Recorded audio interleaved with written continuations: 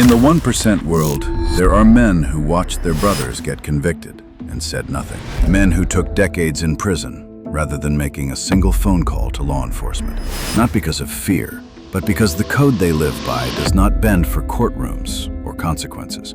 Most people on the outside will never understand how a man makes that choice, but the men who make it do not see it as a choice at all. It is simply the way the world they built works. And their world runs on a set of rules that nobody wrote down. So today we are looking at 13 things that real 1%ers never do. 1. Never cooperate with law enforcement.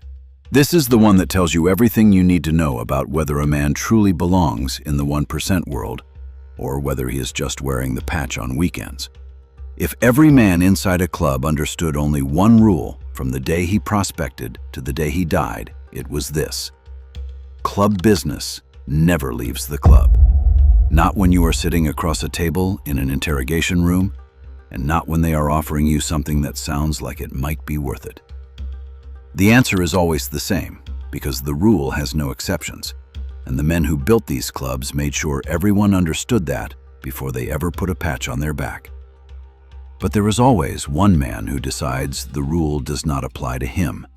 He opens his mouth and gives the law something to work with. One statement leads to another, and before long, the entire organization is under investigation because one man chose his own comfort over everything his brothers had built. The clubs that allowed that to happen are gone, and therefore the clubs that are still standing today are the ones that never let that lesson fade. What people on the outside never understand is that this silence does not need to be enforced every single time. If you demonstrate the consequences once, clearly to someone who thought the rules did not apply to him, the memory of that demonstration does the work on its own. After that, the silence maintains itself. That is how the code has survived for as long as it has. And that is why the men who truly belong in that world never need to be reminded of it twice. 2. Never wear a patch you haven't earned. In 1947, the American Motorcyclist Association made a statement after the Hollister riot that 99% of motorcyclists were law-abiding citizens. The 1% who were not heard that and took it as a badge of honor. They built an entire identity around being the exception, and the small diamond patch that came out of that moment became the most protected symbol in the motorcycle world. But what that patch represents is not rebellion for its own sake. It represents something far more specific. It represents everything a man went through before he was allowed to wear it. The years of prospecting, where you are the lowest man in the room, and you know it, and you accept it, because you understand that the men above you earned their place the same way. The orders you followed without questioning. The moments where you were tested in ways you did not see coming, and the club was watching to see what you were made of. All of that is what the patch is about. It's not just the fabric, it's the years of grinding behind it. But if a man puts that patch on without going through any of that, he has not just disrespected a club. He has told every man who spent years earning his colors that what they sacrificed meant nothing. Real 1%ers do not overlook that. They handle it internally, and in a way the person involved does not forget. Because the patch is a declaration of who you are and what you are prepared to do to protect it. The men who truly earned it understand that, and the men who did not earn it find out what that means. 3. Never confront a brother in public. Every organization has internal conflict, and the 1% world is no different. Men disagree. Tensions build. Grievances accumulate over time in the way they do in any environment where strong personalities operate under pressure. But what separates a real 1%er from everyone else is not the absence of that conflict. It is knowing where it belongs and where it does not. If you have a problem with a brother, it goes behind closed doors. It goes to the table where the club handles its business and where whatever needs to be said gets said without an audience. Because the moment that conflict becomes public, something has already gone wrong that cannot be undone. Rivals and law enforcement and everyone else watching now know that the brotherhood can be cracked by one man's inability to control himself in the wrong moment. And in the 1% world, that knowledge in the wrong hands costs everyone. A man who cannot separate his emotions from his environment is a man who cannot be trusted to protect the club when protecting it requires discipline over instinct. The 1% world is built on exactly that discipline, and the men who cannot find it inside themselves find out quickly that the club has no patience for the damage their absence of it creates. Real 1%ers handle their problems the way they handle everything else: inside, out of sight, and with the understanding that what stays inside the club stays there for a reason. 4. Never touch another man's old lady. This is the one rule that does not need explaining in the 1% world.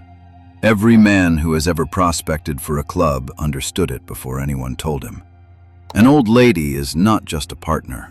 She is an extension of her man's standing, and crossing that line is not something that gets discussed at the next church meeting or resolved with an apology. It gets remembered. And in a world where men have long memories and settle their debts on their own timeline, that memory has consequences. The reason this rule cuts deeper than most is not personal. It is structural. The 1% world runs on trust between men who may one day have to put their lives in each other's hands. That trust cannot survive this kind of betrayal. Once it happens, something between those two men is broken permanently. And a broken bond inside a club becomes everyone's problem, whether they had anything to do with it or not. Temptation passes. Betrayal does not. The man who forgets that finds out the hard way that some mistakes in this world cannot be walked back from, no matter how long he has been wearing the patch. 5. Never disrespect a sister club's territory. Territory in the 1% world is not just geographical. It is the product of years of work, relationships built and maintained, and an understanding between clubs about where one organization ends and another begins. That understanding is not written down anywhere, but everyone inside that world knows exactly where the lines are and what crossing them means. What belongs to another club is not available to you. Their members, their networks, their standing in the areas they control. None of it is yours to touch without permission. And in the 1% world, permission is never assumed. The most dangerous version of this violation is the man who leaves his club owing debts and patches over to a rival organization. That single decision puts two clubs on a collision course. The clubs that went to war over exactly this kind of situation did not do so irrationally. They did so because the alternative was to signal to every other club in the region that their territory could be violated without consequence. If that signal gets sent once, it invites every organization watching to test the same line. And therefore, the response has to be immediate, and it has to be unambiguous. The clubs that have survived long enough to build real power understood from the beginning that the relationships between organizations are what holds the entire world together. Disrespecting another club's territory does not just damage one relationship. It puts the whole framework at risk. And real 1%ers never forget that. 6. Never break the hierarchy. Outlaw motorcycle clubs do not operate on friendship alone. They operate on structure, a precision that determines who does what, who answers to whom, and what happens when that order is disrupted. And that structure is not a formality. It is the mechanism through which everything the club does gets done correctly. At the bottom are the prospects, proving every day that they are worth the investment the club is making in them. Above them, the patched members. Above them, the senior members. Everyone knows their place, and everyone understands what it costs to forget it. The hierarchy is not about ego. It is about function. When a decision needs to be made quickly and under pressure, there is no time for debate, and no room for the man who thinks his opinion carries the same weight as the chapter president's. The structure exists so that in the moments that matter most, the club moves as one. A man who undermines that structure because he disagrees with a decision or thinks he knows better than the men above him is not just causing a problem for himself. He is creating a weakness in the foundation that every other man in the club is standing on. Real one-percenters do not confuse brotherhood with equality. Brotherhood in the 1% world means every man has a role, and every man fulfills it without complaint. The man who understands that is the one the club builds around. The man who breaks the hierarchy finds out that in a world built on order, there is only one way disorder gets resolved. 7. Never forget who you were before the patch. There is a man every club has seen at some point. He prospects for years. He shows up when nobody asks him to. He earns his patch through the kind of quiet, consistent reliability that gets noticed, even when nothing is said about it. And then the patch goes on his back, and something shifts. He starts carrying himself differently, speaking differently, treating the men around him like the patch created a distance between them that did not exist the week before. That man has misunderstood something fundamental. The club did not patch him to change who he was. It patched him because of who he already was. The reliability, the judgment, the willingness to put the club above himself before anyone told him he had to. That is what the vote was for. The patch was the recognition of something that already existed, not the creation of something new. Real one-percenters who have been wearing their colors for 20 years are the same men they were on the day they prospected. The patch made them responsible to everyone around them. It did not make them better than anyone. And the clubs that last are built around men who understood that distinction from the moment the patch went on their back and never needed to be reminded of it again. 8. Never miss a mandatory run. A mandatory run is not a suggestion. When the club rides together, every man who wears that patch is expected to be there, and the expectation does not come with exceptions. Loyalty in the 1% world is not something you declare. It is something you demonstrate through the accumulated weight of showing up when it is required of you. Every mandatory run is one of those moments. The club is moving as one, and your presence confirms that you are part of that movement. Your absence confirms something else entirely. The man who misses a mandatory run has communicated something to his brothers that no explanation afterward can fully undo. He has shown them that when it came to a choice between the club and whatever else he had going on that day, the club did not win. In a world where the man beside you may one day be the only thing standing between you and a very bad outcome, that is not a message any real 1%er wants to send. Brotherhood is built in increments. Every run, every church meeting, every moment you show up when you are supposed to adds to something. And every time you do not, it subtracts from it. The club is not an organization you belong to when it is convenient. It is something you show up for every single time without being asked twice. 9. Never let your actions affect your brothers. Every man in a 1% club carries two identities at the same time: the individual he is and the organization he represents. The moment he forgets the second one exists, he becomes a liability to every man who shares his patch. In the outside world, your decisions affect you. If you have a problem with a man, it is your problem. If you draw attention to yourself, it lands on you. But in the 1% world, it does not work that way. A reckless move brings heat to the whole club. A careless action opens doors that every member has to deal with. A personal dispute creates an enemy of the entire organization, whether the organization had anything to do with starting it or not. The man who moves through the world without thinking about who else his decisions will touch is the most predictable source of damage inside any club. He is not malicious.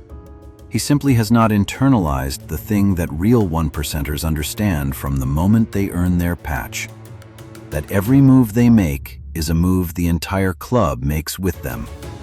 That the discipline to think about consequences before acting is not something the club asks of them in that moment. It is something they owe their brothers every single day they are wearing those colors. 10. Never get arrested In your colors. Getting arrested is one thing. Getting arrested while wearing your patch is another entirely. The moment those colors appear in a police photograph, a courtroom, or a news broadcast, every man in the club is in the frame alongside you. The patch on your back does not belong to you alone. It belongs to every brother who bled for it before you, and every brother who will carry it after you are gone. When you wear it into a situation that ends in handcuffs, you have made a decision on behalf of the entire organization without asking anyone's permission. Real 1%ers take their patch off before they do anything that might end badly. Not to protect themselves, to protect the club.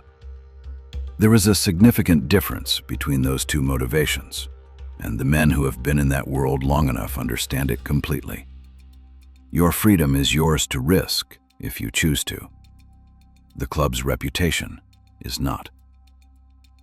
The patch is the most visible thing about a 1%er in the outside world. It is the first thing law enforcement photographs. It is the first thing a jury sees. It is the first thing a journalist puts in a headline. Every time it appears in those contexts, it costs the club something. Real 1%ers understand that cost, and they make sure they are never the ones responsible for paying it. 11. Never vote against a patch without being ready to back it up. When a club votes on whether to patch a prospect, the vote is not a formality. It is not a show of hands at the end of a meeting that everyone moves on from regardless of the outcome. It is a statement. And in the 1% world, statements have weight. A yes vote means you looked at this man and decided he was worth standing beside. A no vote means something more specific than that. It means you looked at him and found something that told you he was not ready, or not right, or not someone you could trust with everything the patch represents. That is a serious position to take, and the man who takes it owns every consequence that comes from it. Real 1%ers do not vote no and then act like nothing happened when the prospect walks back into the room. That vote created something between those two men, whether the prospect knows about it or not. And in a world where everything eventually surfaces, the man who cast that vote needs to be prepared to stand behind it with the same conviction he had when he raised his hand. Voting in the 1% world is not democracy in the way the outside world understands it. It is accountability. Every man in that room is responsible for the decision the room makes together, and the man who votes against a patch without the conviction to back it up has introduced a weakness into a process that the entire club depends on to function correctly. Real 1%ers never make that mistake. 12. Never shake hands with a rat. In the 1% world, a rat is not just someone who talked to police. A rat is someone who made a choice. He looked at everything the club had given him, the brotherhood, the protection, the identity, the years of standing beside men who would have died for him. And he decided his own survival mattered more than all of it. That choice is permanent. It does not expire. It does not get revisited when enough time has passed or when circumstances change. In the 1% world, that label follows a man for the rest of his life. Real 1%ers do not acknowledge rats. They do not shake their hands or sit at the same table or treat them as though the choice they made carries no consequence. Not out of cruelty, out of necessity. Because acknowledging a rat gives him a legitimacy he forfeited the moment he opened his mouth. It sends a signal to every man watching that betrayal is something the club is willing to move past. And in a world built entirely on the certainty that betrayal is never moved past, that signal cannot be sent. The rat is already gone from that world the moment he makes his choice. He may still be walking around. He may still be living in the same city. But inside the 1% world, he ceased to exist the moment he decided cooperation was worth more than loyalty. Real 1%ers never forget that, and they never let anyone around them forget it either. 13. God forgives, outlaws don't. This is not just a motto. It is the philosophical foundation that everything else in the 1% world rests on. Every rule in this list exists because of what this one means. The silence that protects the club. The patch that cannot be disrespected. The hierarchy that cannot be broken. The brother whose old lady cannot be touched. The rat who cannot be acknowledged. All of it traces back to the same principle. In the 1% world, the consequences of betrayal do not have a statute of limitations. They do not fade with time. They do not get softened by circumstance or negotiated away in a conversation. They collect interest until the debt is settled, and the debt is always settled. The outside world has systems for this: courts, lawyers, statutes of limitations that say after a certain number of years, a wrong can no longer be prosecuted. The 1% world has none of that. It operates on its own timeline and its own terms, and the men inside it have always understood that this is not a weakness. It is the source of the code's power. The certainty that consequences will come regardless of how much time passes is what makes the silence hold. It is what makes the rules mean something. It is what separates the clubs that lasted from the ones that did not. God may forgive, but in the 1% world, forgiveness was never part of the arrangement. And the men who built that world made sure everyone inside it understood that from the very beginning. Every rule on this list exists to protect the club above everything else. The clubs that understood that are still standing. The ones that forgot it are gone. And the most powerful demonstration of what this code looks like when it works is not in America or Europe. It is in a remote outback town in Western Australia, where a woman disappeared, and the silence has held for 26 years. Click the next video to find out how that unfolds.